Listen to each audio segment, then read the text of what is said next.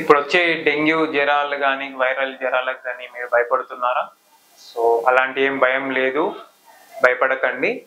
మీ doubts కానీ మీ fear కానీ అన్నీ నేను ఈ వీడియోలో మీకు క్లారిటీగా చెప్పబోతున్నాను. So my name is doctor Shivaraj Reddy. I'm MD general physician consultant at Premier hospital Sattapur.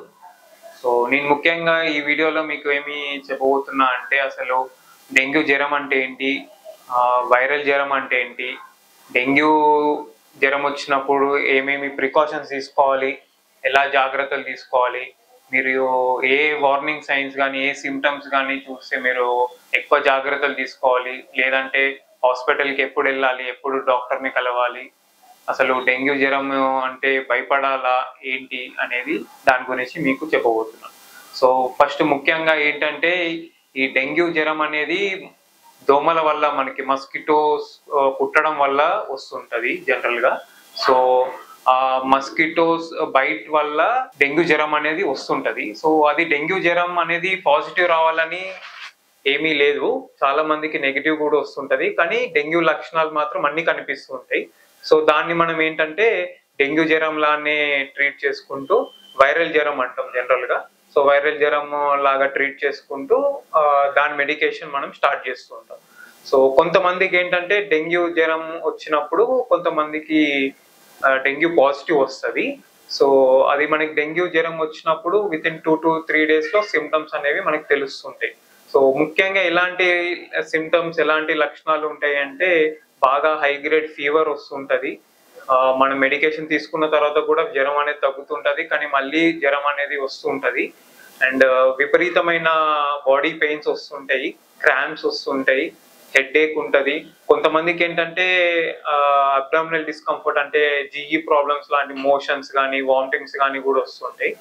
So ఇలాంటప్పుడు మనం ఏంటంటే ఈ సీజనల్ వైరల్ ఇన్ఫెక్షన్ కాబట్టి ఒకసారి బ్లడ్ టెస్ట్ చేయించుకోవాలి. సిబిపి కానీ డెంగ్యూ టెస్ట్ అనేది ఉంటుంది.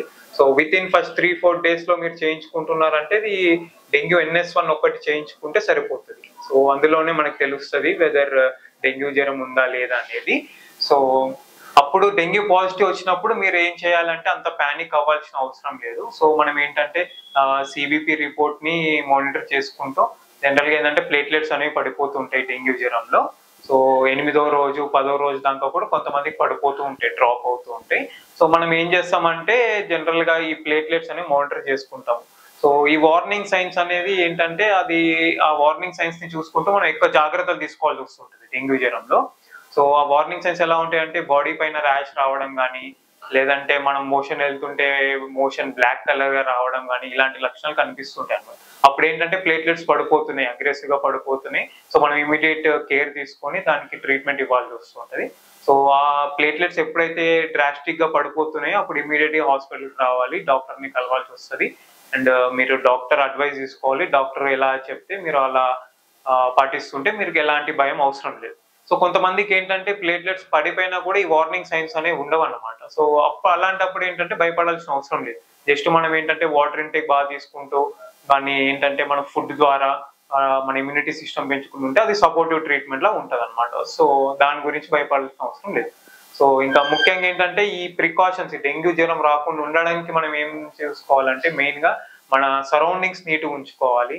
సో ఎలాంటి స్టాగ్నెంట్ వాటర్ అంటే నీరు కానీ చెత్త కానీ ఇలాంటివి ఏవి మన ఇంట్లో ఉండకుండా, లేదంటే మన ఇంటి చుట్టుపక్కల కానీ ఎక్కడ కూడా ఇలాంటివి లేకుండా నీట్గా ఉంచుకోవడం చూసుకోవాలన్నమాట. సో దాని ద్వారా ఏంటంటే ఈ మస్కిటోస్ అనేవి రావడం తగ్గుతూ ఉంటాయి అనమాట.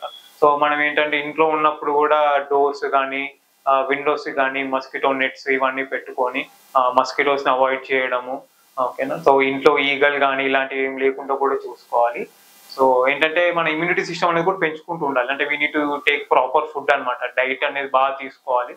సో దాని ద్వారా ఏంటంటే ఇమ్యూనిటీ సిస్టమ్ పెరుగుతుంది. So once immunity system better ఉంటే ఏమవుతుంటుంది అంటే మనకి డెంగ్యూ వైరస్ అనేది వచ్చినా కూడా ఇట్ వోంట్ ఎఫెక్ట్ అది అనమాట. అందరికి అంత సివియర్ ఎఫెక్ట్ ఉండదు. సో అది ప్రాపర్ గా తీసుకుంటే సరిపోతుంది. సో ఇంకేంటంటే ఇంకా మెడికేషన్ కి మనం వస్తుంటే ట్రీట్మెంట్ వస్తుందంటే బేసిక్ గా సిమ్టమేటిక్ ట్రీట్మెంట్ ఎక్కువ వాడుతుంటాం డెంగ్యూ జ్వరంలో. ఏంటంటే డెంగ్యూ జ్వరం వల్ల ఏమైతే లక్షణాలు వస్తాయో వాటికి మనం ట్రీట్మెంట్ ఇస్తుంటాం జనరల్. సో ఇంకా ఇంతకుముందు చెప్పినట్టు మనకి ప్లేట్లెట్స్ అనేవి పడిపోతుంటేనే మనం బాదర్ అవ్వాలి, అంతకు మించి మనం డెంగ్యూ జ్వరం గురించి అసలు భయపడాల్సిన అవసరం ఏం లేదు. కానీ ఎప్పుడైతే ప్లేట్లెట్స్ పడిపోతున్నాయో అప్పుడు ఇమీడియట్గా హాస్పిటల్కి వెళ్ళాల్సి వస్తుంటుంది. డాక్టర్ అడ్వైస్ తీసుకోవాలి. సో డాక్టర్ ఎలా చెప్తే అలా మనం ఫాలో అవ్వాల్సి వస్తుంది. Thank you.